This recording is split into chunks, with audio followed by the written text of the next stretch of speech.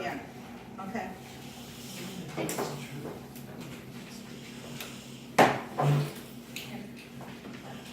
anybody have anything to say besides me? Well, you can start, Gary, and I'm sure we'll Chime in? chime in. Yeah, all right, well, before I start, I want to thank the council for your attention. I want to assure the council that everything I tell you, I have documentary evidence and support to back up. I'm not making up anything. Josh. Who's here? Josh. And there's really two parts to my research and analysis and my comments. The first part has to do with looking at this issue from the standpoint of our attorney. And then the second part has to do with looking at this issue from the standpoint of the city administration in relation to our attorney. And that I want to take up in a regular council meeting, not necessarily in a work session. So at the regular council meeting, Thursday, August 16th, we were discussing a review of our current attorney, and I expressed the opinion that we ought to seek a new and different law firm. My suggestion was met with opposition from temporary Mayor Rowland, who argued that we ought to stay with our current attorney because changing would cost too much money, and getting a new attorney up to speed would be a lengthy and costly process. Susie LeDuc said she felt, as city finance director, it was her duty to advise the council that certain information had been sent to our current attorney, and it would not be wise for us to change attorneys at this time. Well, the dual opposition from both Ms. LeDuc and temporary Mayor Rowland made me wonder what, if anything, was motivating their advice and resistance.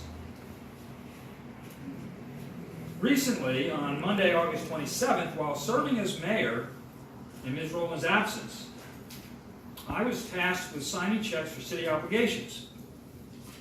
It was while fulfilling this function that I had the opportunity to review and sign the bill from our city attorney. I was interested to see the following entries.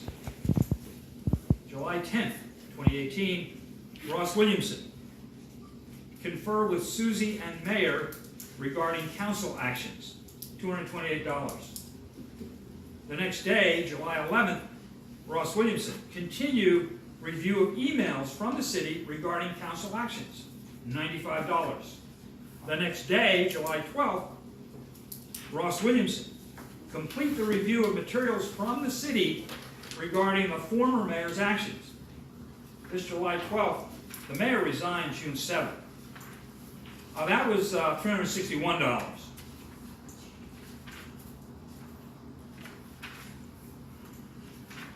None of these attorney conversations between our mayor and or our finance director were disclosed to me as president of the council, nor were they disclosed to the council in general.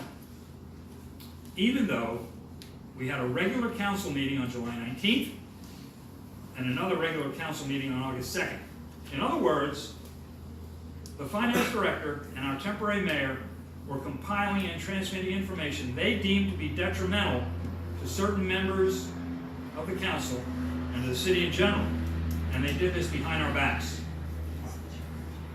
I find this conduct on their part to be reprehensible, and for our attorney to conspire with them in this way is exactly why I feel we as a council need to have an attorney that we can talk with and have confidence in, who will maintain an attorney-client relationship with us. Now, exactly who does our attorney represent? The answer, and I'm going to provide you with this written legal opinion, the answer, according to attorney Kirsten Denmark of Thorpe, Purdy, Jewett, Ernest, and Wilkinson, is clear and supported by the Oregon Rules of Professional Conduct. A lawyer employed or retained by an organization represents the organization acting through its duly authorized constituents. That's us. Ethics opinions further clarify the scope of representation, stating a lawyer who represents an entity generally represents that entity only and not its employees. And this applies to public entities as well as private entities. Now, I don't want want to bore you with legalese, but to summarize, while an attorney might work side by side with a high-level employee such as our city administrator, the attorney's client is the city, which acts through its governing body, the city council.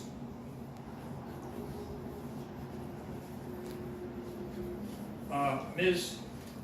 Denmark's written opinion with authority, case authority, is going to be provided to you, so you have a chance to read it. I'm not making this stuff up. I don't want to bore you. Okay, it's not our attorney's responsibility to advise and counsel the mayor or review emails